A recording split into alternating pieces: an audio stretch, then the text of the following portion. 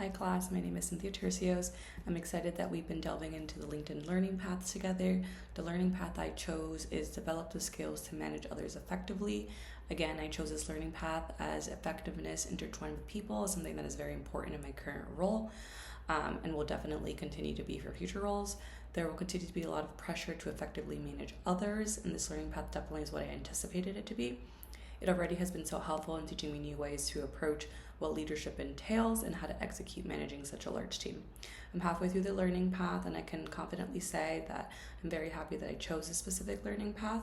The speakers thus far have been such great communicators and have given great insight on their various topics.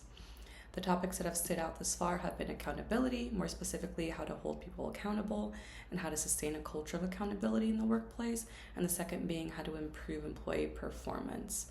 These two topics have stood out in this learning path as they are very much so applicable in my day-to-day. I joined my current team and there was an extreme lack of initiative and a lack of accountability.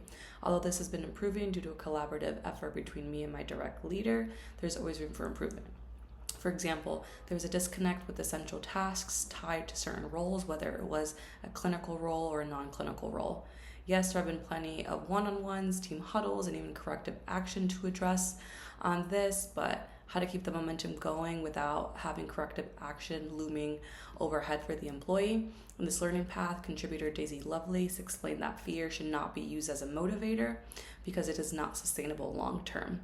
The constant stress that an employee will undergo due to fear can lead to more mistakes and damage to the psyche and damage to confidence.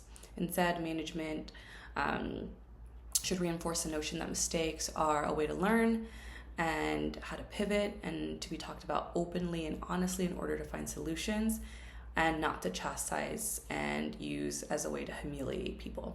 The hiding of mistakes is worse than the actual mistake, and leading with that should enforce trust and a more productive workplace. This is something I can definitely apply to my non-clinical staff who are more prone to making mistakes as their hands are in a lot of pots, and just reinforce the notion that they must be shared and not hidden. I can take the advice of focusing on the solutions and why they are mistakes instead of leading with a mistake only, which can seem more punitive. This was great advice from the contributor.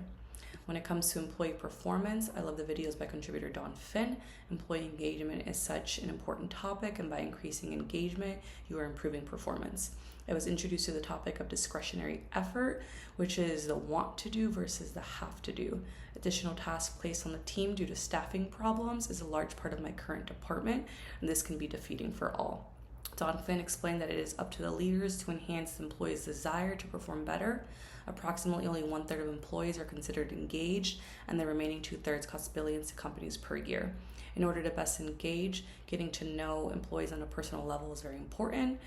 Existing opportunities should be discussed. Challenging assignments should be provided, also called a stretch goal, and simply having fun are ways to help employees feel engaged. I'm definitely more rigid than not, so introducing more fun into the workplace in alignment with opportunities and tasks, and even just for office bonding is something I could definitely incorporate more often in order for employees to feel important and involved. Ultimately, this would be overall beneficial for the team, as happy and engaged employees are more productive and efficient, thus improving performance, especially for those poor performers. Overall, this learning path has been opening my eyes to new processes to incorporate with my team and to continue with the existing processes that are working, but with continued refinement in order to meet shared goals. Overall, I'm definitely happy with this learning path, and I can't wait to continue and finish it.